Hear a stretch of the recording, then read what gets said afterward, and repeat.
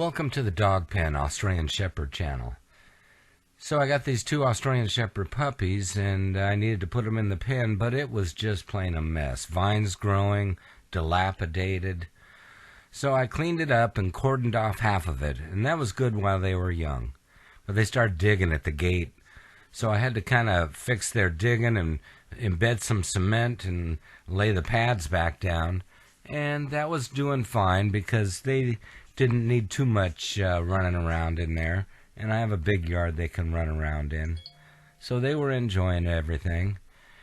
And eventually I had to open it up and clear all the rest of it out and open up the whole pen, and thanks to Griff for helping me do that.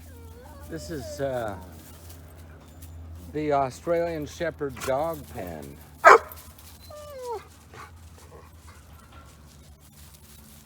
And we're fixing it up. Since I've got this rolling, we'll just give you a little outside tour here and show you that I have given them the full run, which is good, and they're using the bunker. I have to re-roof the bunker's roof. The bunker, yeah. It used to be sheeted with plywood, but that all rotted away. And I had to fix a few boards, and I re-roofed it with some metal. And there's an upside-down tub buried there that I cut a hole in so they can get inside. This is what it looks like inside. They can go in there and get cool and hang around or play, whatever they want to do. The old dogs that used to live in here never went inside of the bunker. But even Flex went inside. He was kind of having trouble getting back out because he's old and bigger. So I'm happy that they're using it, and that keeps them in the shade and cool. And speaking of cool, I needed to get water in the dog pen, and so I came from this irrigation system and dug a trench all the way over to the dog pen, and I installed a drinking device, which I needed a drain for. So I set up this foundation and embedded that down in the dirt. With the foundation completed, I was able to get an old washing machine pan and put a drain system in there. And I set that up on top of the old foundation there that I put in.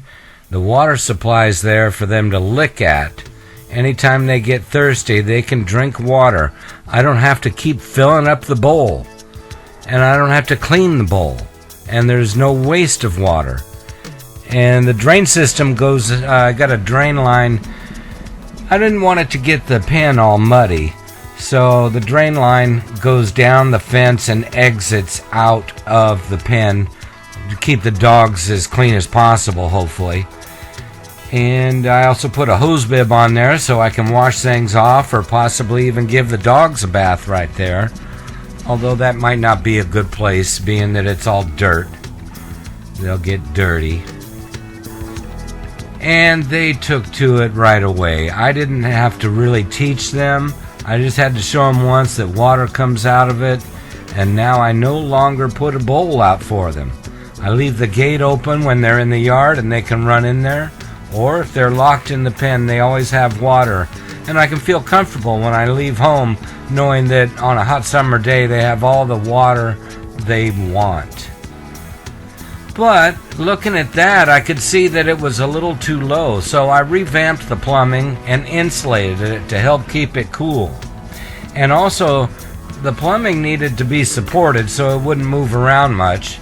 And I installed some angle iron and supported it, and now it is really stiff and works fine, and it's up higher, so now when they drink out of it, the water goes more into their mouth instead of off the end of their snout. So I think that that's about the right height for them. And once again, I feel great. There you go. Fixing up the dog pen.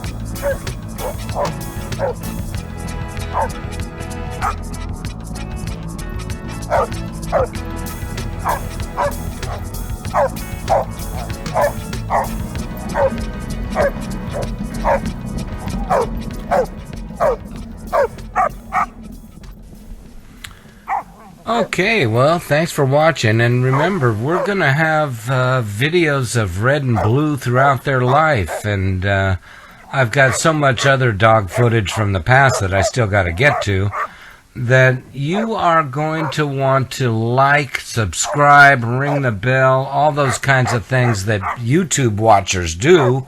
If you like Australian Shepherds, dig the Dog Pen Australian Shepherd channel.